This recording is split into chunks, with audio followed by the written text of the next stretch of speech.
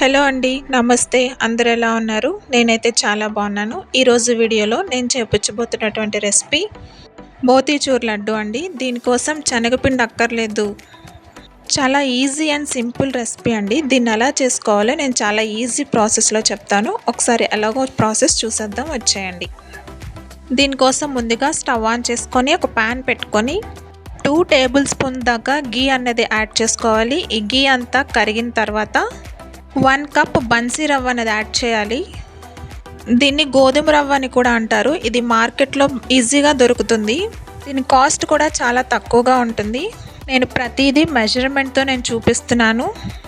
1 cup బన్సీ రవ్వను వేసుకొని దీన్ని బాగా ఫ్రై చేసుకోవాలి.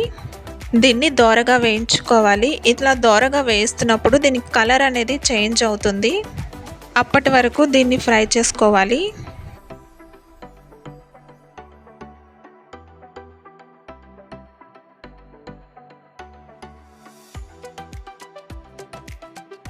చూసారు కదా, ఈ విధంగా కలర్ చేంజ్ అయిన తర్వాత దీన్ని ఒక ప్లేట్లోకి తీసుకొని పక్కన పెట్టుకుందాం.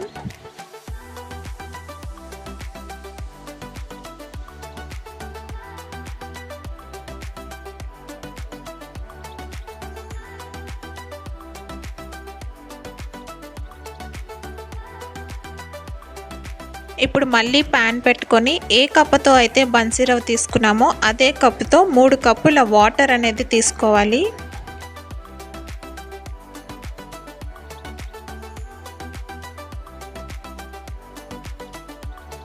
ఇప్పుడు ఈ వాటర్ని మూత పెట్టుకొని బాయిల్ చేసుకోవాలి. ఒక 2 to 3 మినిట్స్ అయితే ఇది మంచిగా బాయిల్ అవుతుంది.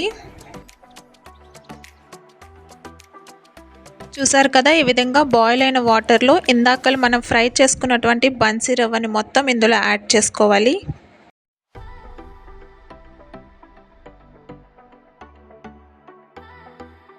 ఇలా రవ్వ యాడ్ చేసుకున్న తర్వాత ఒకసారి దీన్ని బాగా కలిపి మూత పెట్టుకొని దీన్ని ఉడికించుకోవాలి. మధ్య మధ్యలో దీన్ని తీస్తూ మూత కలుపుతూ ఉండాలి, లేదంటే అడుగంటేస్తుంది.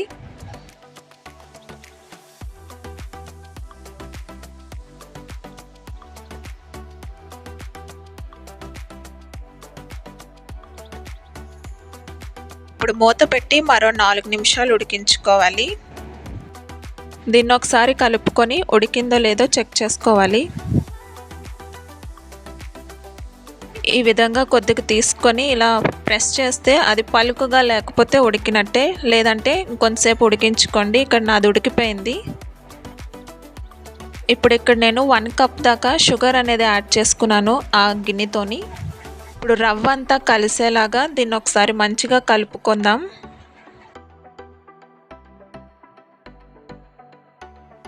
ఈ విధంగా అంతా కలిసే విధంగా కలుపుకున్న తర్వాత మూత పెట్టి ఆ పంచదార అంతా కరిగేంత వరకు దీన్ని కుక్ చేసుకోవాలి. చూసారు కదా, పంచదార అంతా కరిగిపోయి నీళ్ళుగా తయారైంది. ఇప్పుడు దీన్ని మధ్య మధ్యలో కలుపుకుంటూ ఈ నీరంతా ఎగిరిపోయేంత వరకు మూత పెట్టుకొని అప్పుడప్పుడు కలుపుతూ ఉండాలి, లేదంటే అడుగంటేస్తుంది.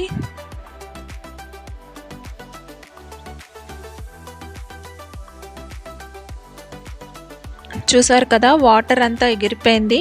ఇప్పుడు దీన్ని ఒకసారి బాగా కలుపుకొని దీనిలోనికి 1 స్పూన్ దాకా ఇలాచీ పౌడర్ని యాడ్ చేసుకోవాలి. అలాగే 1 స్పూన్ గీ అనేది ఇప్పుడు యాడ్ చేసుకోవాలి. ఇప్పుడు ఇదంతా కలిసేలాగా ఒకసారి కలుపుకోవాలి. అంతా ఒకేసారి గీ యాడ్ చేసుకోకుండా మధ్య మధ్యలో గీ అనేది యాడ్ చేసుకుంటే టేస్ట్ అనేది చాలా బాగుంటుంది. ఇప్పుడు దీంట్లోకి నేను ఫుడ్ కలర్ అనేది యాడ్ చేస్తున్నాను. ఫుడ్ కలర్ అనేది ఆప్షనల్, మీకు నచ్చితే వేసుకోవచ్చు, లేదంటే స్కిప్ చేసేయండి. తర్వాత 1 స్పూన్ దాకా నేను గీ యాడ్ చేసుకున్నాను. ఇక్కడ గీ యాడ్ చేసుకొని ఒకసారి బాగా అంతా కలిసేలాగా ఒకసారి కలుపుకోవాలి. ఈ విధంగా అంతా కలిసేలా కలుపుకున్న తర్వాత మరొక స్పూన్ గీ అనేది యాడ్ చేసుకుంటున్నాను. ఇప్పుడు దీన్ని కూడా ఒకసారి బాగా కలిపి ఇక్కడ కొద్దిగా నేను వాటర్ మిలన్ సీడ్స్ అన్నవి యాడ్ చేస్తున్నాను. ఇవన్నీ యాడ్ చేసిన తర్వాత ఒకసారి దీన్ని కూడా బాగా కలిపిన తర్వాత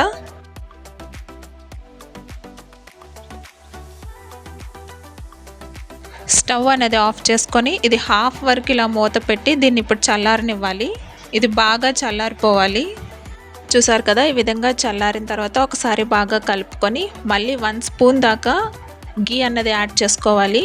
ఈ గీ యాడ్ చేసిన తర్వాత మళ్ళీ ఒకసారి అంతా కలిసేలాగా బాగా కలుపుకొని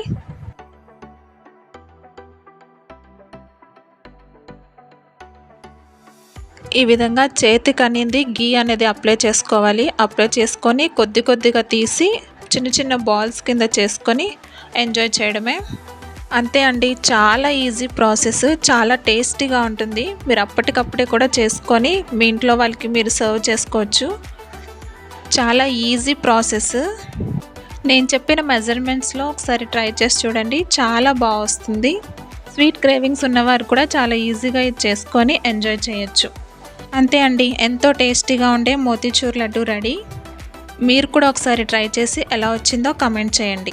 ఈ వీడియో కనుక మీకు నచ్చినట్లయితే లైక్ చేసి షేర్ చేయండి అండ్ నా ఛానల్ని సబ్స్క్రైబ్ చేసుకోండి. Thank you for watching.